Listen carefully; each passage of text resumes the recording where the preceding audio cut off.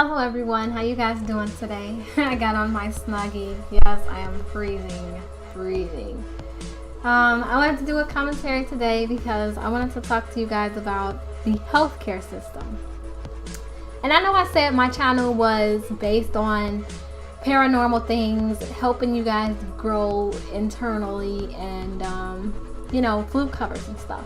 But I did also say that I was going to talk about conspiracy theories and just conspiracies in general. So what I want to talk about is the healthcare system. And I was in school for nursing, studying nursing. I still am. It's just now I'm kind of thinking about changing my major a bit. But then at the same time, I've come so far in the nursing area that I might as well not even just go and change majors like that. I might as well just go ahead and finish the healthcare thing and then maybe go into a different major later and just work as a nurse for a little bit, or maybe not even a nurse, a respiratory therapist, somewhere in the healthcare field, But anyways, what I wanted to talk about though was what I feel about the healthcare system. I feel that they really want to create customers more so than cures. And what I mean by create customers is a lot of time companies make most of their money off of recurring bills. So cell phone companies, internet companies, all of those companies where you have to pay a bill every month, that's how they make their money. They make money off of you paying them every month. I mean, if you bought a cell phone and all you had to do was buy the cell phone and then just have the service for free, those cell phone companies would lose a lot of money. So that extra money coming in every month is really the main bulk of their money. And that's the same thing with healthcare. Healthcare, you being prescribed a prescription drug, you have to pay for your prescription every month. Some people may have healthcare benefits where their healthcare provides they pay for your prescription drugs. For the most part, no. Even with health insurance, you still have to pay out of pocket for those prescription drugs that they give you whenever you are diagnosed with something or whatever. And some people don't have to pay for health insurance because their jobs require or their jobs offer health benefits, and that's good. But for the most part, those health insurance companies do not pay for your prescriptions. You have to go and buy the prescription out of your own money. The only thing it pays for is the visit to the doctor, and it may be the surgical procedure or whatever you have to go through, and it may pay for that. Maybe not all of it, but majority of it, whatever. But they get paid off of you buying the drug every month. And a lot of times with these diseases and these things that don't have cures, they purposely don't want to find cures, because instead they want to find ways for you to live with the disease. So paying things every month so that you can live with it, but it won't necessarily kill you. You just get it calmed down with the drugs, so that you're not contagious, but it's still in you. The sickness is still in you. It's just calmed down and stuff like that. And the thing is, with the polio incident that happened years ago, they found a cure for polio. They found a cure, and they lost so much money for finding that cure for polio. Like, people were paying to get the cure done so they can be cured for polio. Therefore, they stopped paying for the medications needed for them to live through the polio. So all of those manufactured medications that was made for polio, they were just like wasted money because no one needed to buy those medications anymore. So they lost a lot of money for curing polio. So to be honest with you, with a lot of these diseases, I really don't think they are really concerned about a cure. I think they more so want to find ways for you to live with it. Not saying that there aren't any diseases where they genuinely can't find cures for, not saying that, but if they do have a cure for something, they're not making it really known, and it's really, really, really expensive, and the only people that could really use it is rich people, like really, really rich people. So other than that, there are only ways for you to live with diseases and not ways to get completely cured for the diseases. And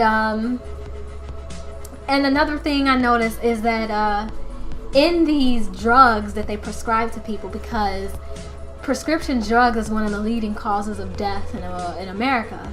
And the thing is that in these prescription drugs are street drugs. For example, crack is an amphetamine, and that's what's in Adderall. And Adderall is prescribed to kill little children. Yeah, Adderall, crack in pill form is. And the thing is that, okay, the raw crack that you find on the street may be more potent because it's just a lot of crack. With these pills, it's small amounts of crack concentrated in pills, as well as other chemicals. And I learned this in chemistry. So it's just all about connecting the dots, really. Like, I was in school learning so much, and I was really just connecting dots all throughout school. And, so they subscribe, in universities, Adderall is a major problem because a lot of students are put under the pressure to do good in school. They gotta do this, they gotta do that. And then once they, their grades aren't really good enough, it's really competitive.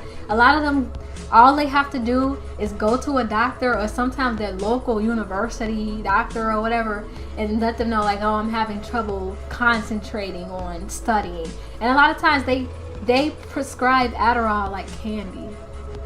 And and Adderall makes you all hyped up just like crack does. You're studying, you're studying for hours and hours and hours without even eating. Your grades start going up, you start thinking, oh, this is a good method. But next thing you know, your body starts to get chemically dependent on the crack. And then you become dependent on the drug, and then you start paying for it every month. Then they may decide that you don't need the drug anymore. They may take you off or cancel your prescription.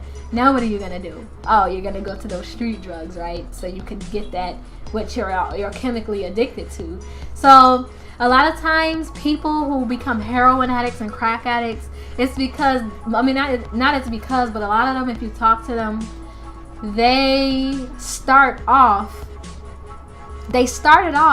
with prescription drugs. Because Vicodin, Tylenol, omega-3, I believe, all that contains heroin. Those contain heroin in pill form. So people, because in my area where I live, there is a lot of drugs is just a thing, and I'm pretty sure it's like that in many other places. But I know a lot of people around my age that's really just heroin. They're into heroin or whatever. Then they always say they started off with a prescription drug, Vicodin. They got their prescription got canceled, and then they have to find another. They started getting on to other stuff that they can find on the street, and people might say, oh, well, Vicodin helps. It helps with the pain. They prescribe Vicodin. Or if you get your wisdom tooth pulled, they will prescribe you Vicodin. And they will also prescribe you Tylenol. But they'll tell you, oh, take the Tylenol. But if the pain is really, really excruciating, take the Vicodin. So, they give you these two alternatives. And in reality, you may only just need the Tylenol or whatever. You may never need the Vicodin, but since it's there, it's like, oh, okay, well, I could just take the Vicodin, And then it's just like a cycle from there. And that's the thing. They concentrate these drugs into the pills to keep you coming back. You know what I mean? And you're just, and it's just a cycle, recurring. Pay every month for the stuff. And, a lot of times, they may never be a cure for some of this stuff. They may have the technology and resources to find the cure, but instead, I really feel they're just looking for ways for you to live with it instead. I've worked in hospitals and in nursing homes and just in school. It's just all about connecting the dots. And another thing I wanted to add, because I know this commentary is getting to about 10 minutes, and I try to keep them short. But anyways, another point I wanted to point out is people that have like something may happen to them, like, you know, as we get older, our body can recover as well from things. So a lot of times a person may have a disease or something. Let's say they may have a disease, and they were doing okay at home, they were doing okay, but something happened. Maybe they fell, and they may have sprained something or cracked the bone or whatever, and it was serious, but not as serious as their actual disease is. They were fine, they fell on the floor or whatever happened, maybe, I don't know, something, maybe they got a urinary tract infection or whatever, and they get admitted into the hospital. And I'm not trying to scare people away from hospitals, by all means. I mean, go get checked up, see what's wrong, or see what's going on with you, so you can prevent things early before they progress into other things. And because there's a lot of times there could be stuff going on when we don't even know. So no, I'm not trying to discourage people from going to hospitals. But a lot of times when you're like in that age where you don't recover as well as you did when you were younger, you may go to the doctor for something small, but then you just suddenly just decline rapidly into the point of now all of a sudden you're in critical condition and you're gonna die soon. I'm not saying this always happens, but a lot of times when you go into hospitals or get admitted, you were fine. You were fine. Maybe it was something really, really small.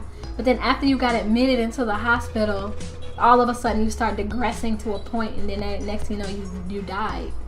And I've seen this happen so many times. People came into the hospital for minor things.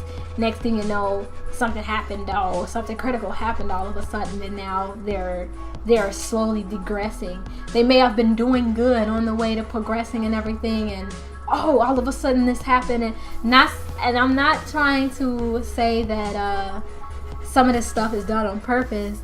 I mean, some of the stuff I do believe is done on purpose, but I'm not gonna say every single case it was done on purpose. A lot of times, like I know a person who had COPD. They were just into the hospital because they had a urinary tract infection, and and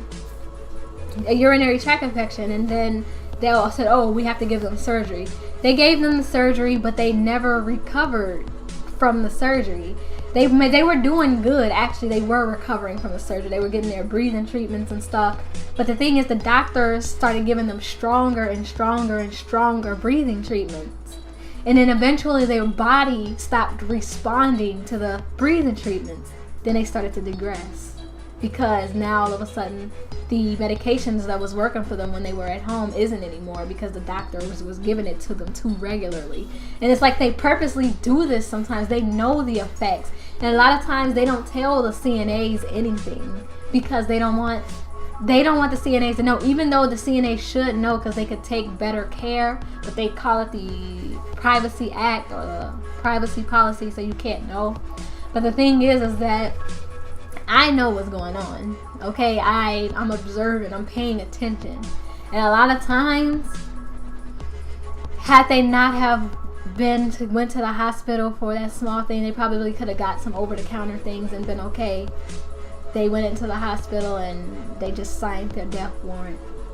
Anyways, I hope you guys enjoyed this commentary or vlog. And stay tuned for more, okay? I tried to make this short, but I'm sorry. This is one of those type of topics. But next time I'm going to go on into flu shots. Alright, guys. Take care.